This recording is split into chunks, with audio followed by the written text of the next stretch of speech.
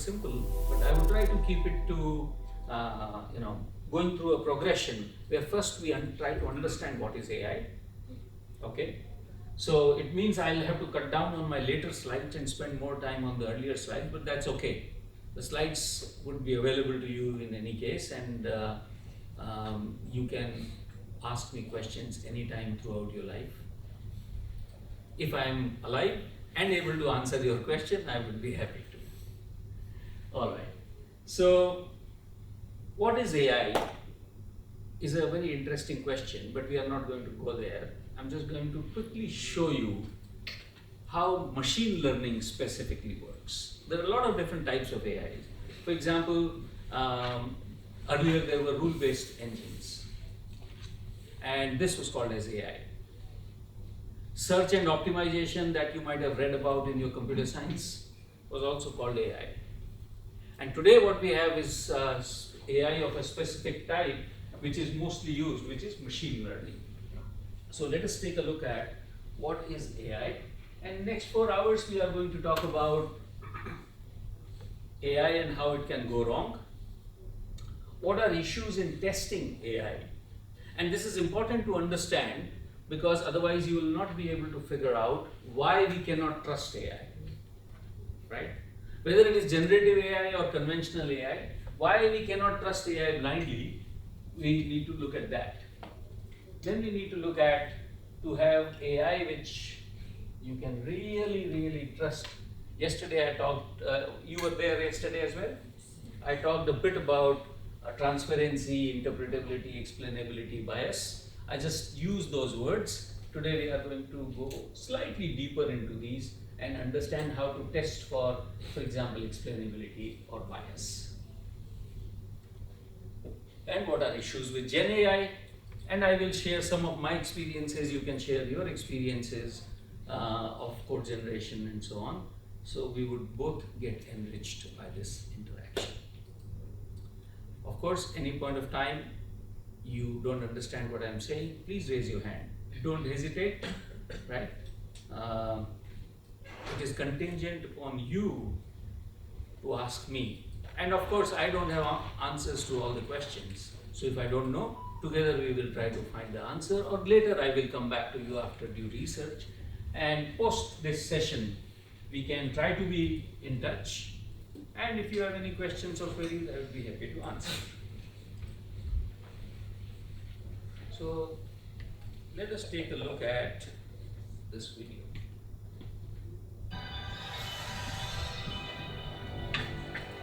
That's a little too close for comfort, lady. What, you never seen a talking gargoyle before? Welcome to Illuminati headquarters. I mean, Denver International Airport. This is awesome. Hello? Do I know you? Are you hungry? Oh, I'm starving. You got anything for me? Those flowers look delicious. Oh, it's because of the conspiracy. Oh, it's because of the conspiracy. Look at me. I'm a little know-it-all. Will you get back over here? I got a question about this conspiracy. Did you have to buy an extra seat for your hat, sir? Sir, are you stealing a desk? Sir, you have resting, confused face. I'll stop here. What kind of AI is being used here?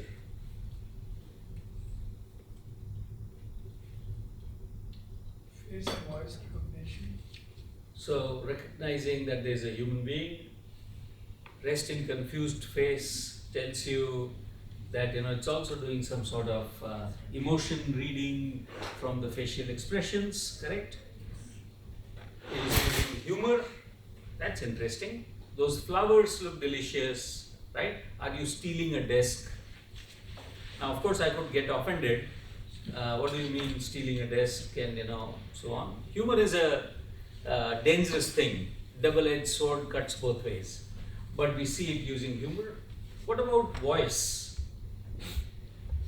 So there is, it is listening to the conversations, isn't it? Understanding and then replying back. Unfortunately, none of this is actually AI. There's a human being sitting behind. This is 2019, okay? Robotics, yes. But there's actually a human being sitting. And we, at that point of time, when I came across this video, I asked myself, how much time would it take for this to become a reality? And I easily gave myself a timeline which was like 10 years. So it's going to be maybe 10 years. So 2019, 2029, right? This is an advertisement, but I'm not their salesman, so don't worry about it.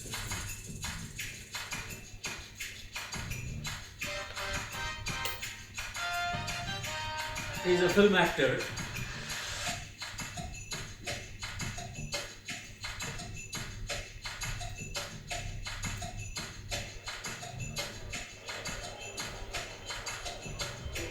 Hi.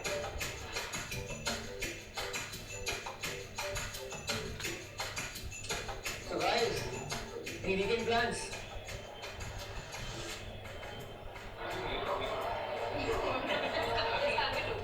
Yes, it is real as it can get. ये कोई prank तो नहीं ना?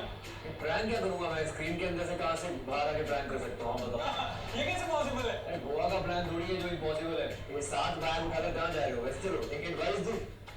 आप ना और भी smart लग सकते हो। ये टाइटन IX स्मार्ट ग्लासेस पहन के।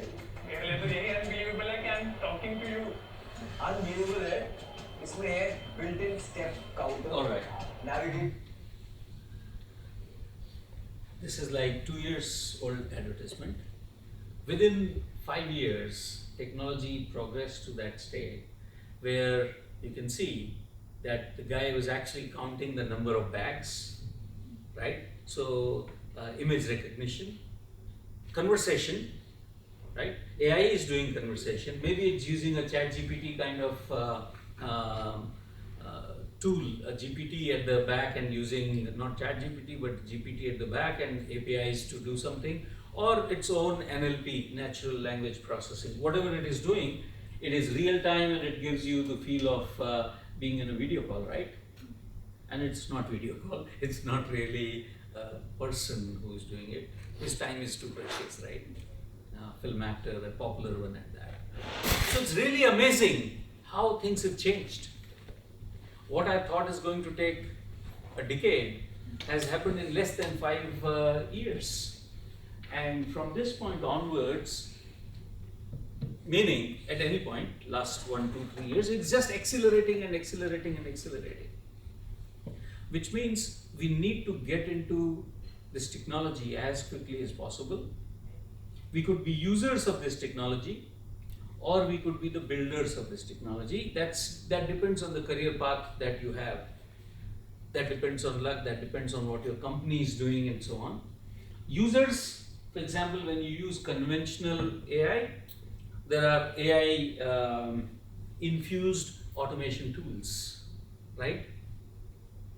You guys said you're writing test scripts using generative AI, which is Claude, Sonnet, or Cursor, or whatever, ChatGPT, whatever you are using, doesn't matter.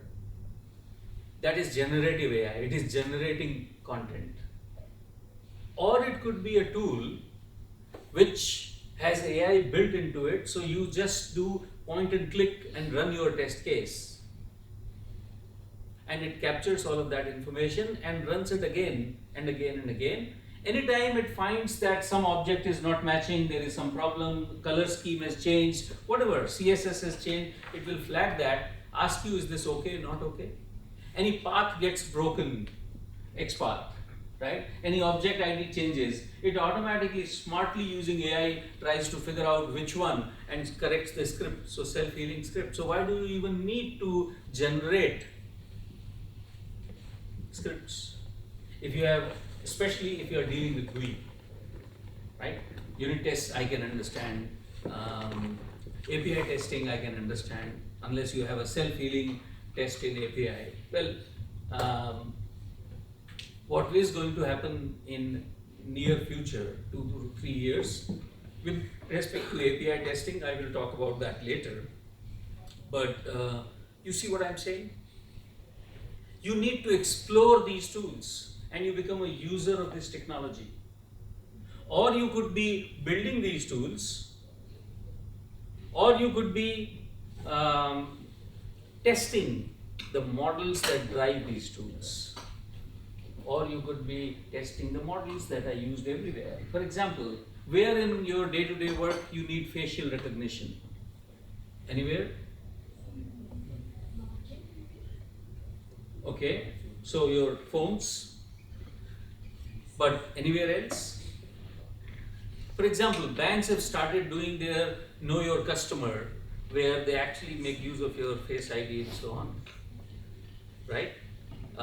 Banks have a lot of, so you said AML, right? Now AML, there were traditional algorithms, now you're using AI to do anti-money laundering, right? In India, for example, we have a program where you can register for it, and then when you enter the airport, you don't need to scan anything, you just, your face and your boarding pass, you just upload your boarding pass, and then, just by recognizing your face, it allows you to go everywhere, and so on. So, who tests that? So, if you gain expertise in what is AI and how do I test, for example, face recognition or recommendation engine or any other such kind of software, you are people who are developing that AI, right? So, choice is for you to make. Sooner or later, AI would be in everything that we do. So it is good to know the basics as well, which we are now going to do.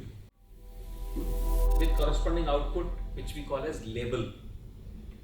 Cat was the label, it was the class, right? All the images that we gave were cat images belonging to the class cat.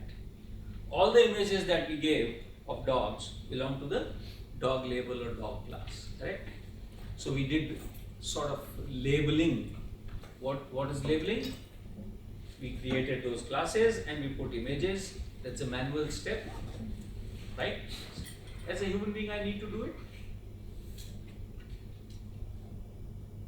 How would the system know this is an image of a cat or a dog? So some human being has to say this is a cat image, this is a dog image, and train the model on that. So we pressed train and it trained the model.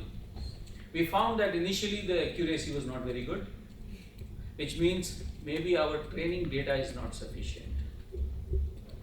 So we went back and we trained with more data. And now if you test, you would find the model accuracy has improved. All good? This is machine learning. This is what your machine learning engineers typically do. They get the data, they get it labeled or label it themselves. Then they give it to some algorithms which extract patterns out of it and store those patterns in something called as a model. And then you give new data and it tries to predict whether it's a cat or a dog. And if you've done good training, the accuracy is high. If you've done bad training, accuracy is low. Can it always be 100%? It cannot be. It is a probabilistic system. It will always give answers in probabilities. So then I have a question for you, and that question is very simple. That question is, if I have a cat which is shown as a cat 98% confidence and 2% dog, and it's a cat, will you willingly accept the result as cat, or yes or no?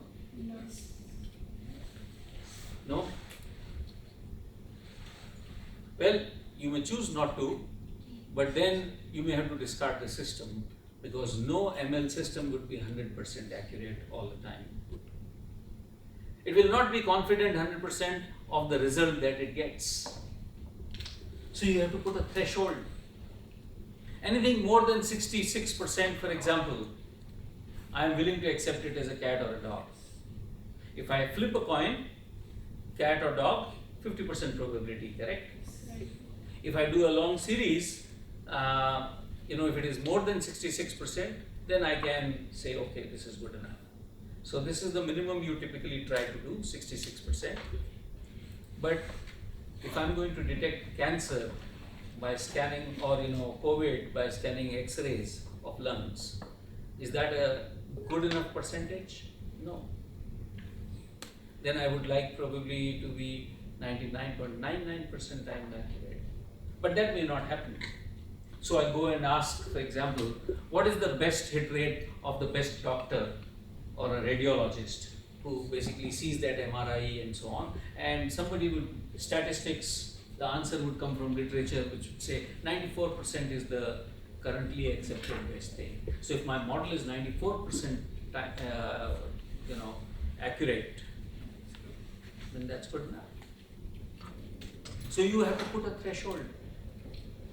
And that threshold determines, see, if I were to use this system, right now it is not giving me a result as cat or dog.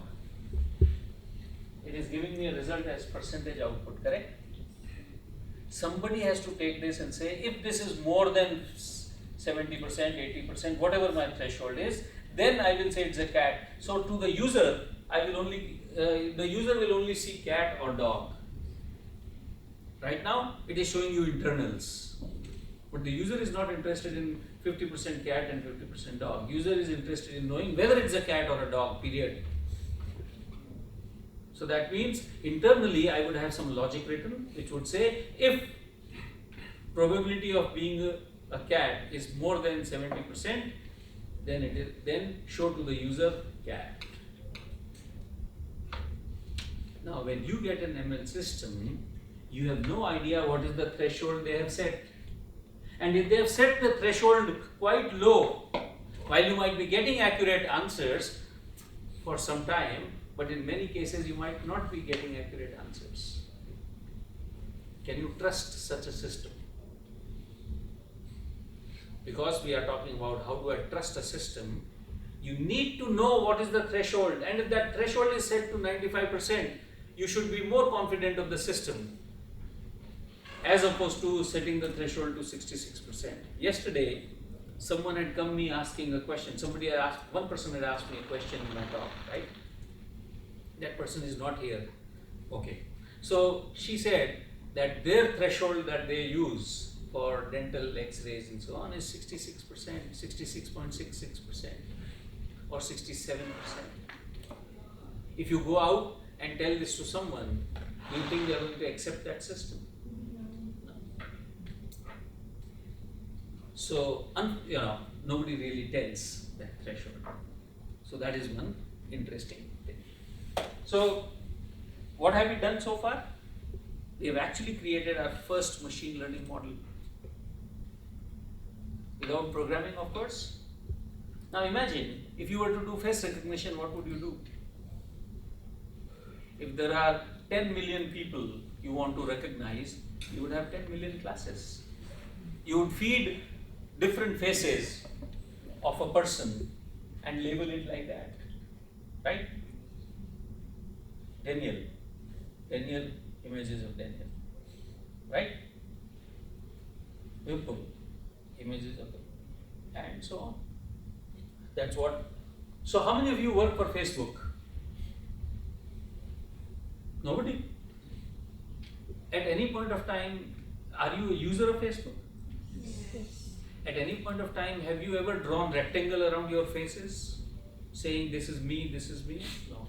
No? Long time ago, yes. Only long time ago people would know. So I know. Initially, they did not have any face recognition, and so they came up with this thing saying, please tag your friends and yourself. So we thought it's a nice idea to tag ourselves and our friends, and our friends would get notified, and if they tag me, I would get notified. So we drew rectangles around our faces. Vipul, right? We worked very gladly for free for Facebook for hours altogether, trying to find all images, tagging people. After a little while, they trained the model, and the model was quite accurate, but not really accurate. So they would tag you and then say, if we have mistagged you, tag yourself correctly. If we have mistagged anyone, let us know. And you would say, yeah, such nice people. They are willing to correct their mistakes. But what is happening? They are correcting their model. They are getting more data from you for free. And now you corrected those. They took that data, that this face was not properly recognized, took that data back to training the model, and the model became accurate. Facebook today has the most accurate face detection model ever. Pretty neat, isn't it? And they have open sourced some 1 or 2 million faces data also, so that if you want to train your own facial recognition software, you can do that. But that's not an easy, cheap task. Easy but not cheap. Because you need to store those 1 million, 2 million images somewhere, then you need to have a GPU, you need to basically, fortunately here Google has given us the GPU, right? The whole training happened on Google server. But to train you, you have to do it, which means a lot of money has to be spent. That's why people typically use open source models that are already available.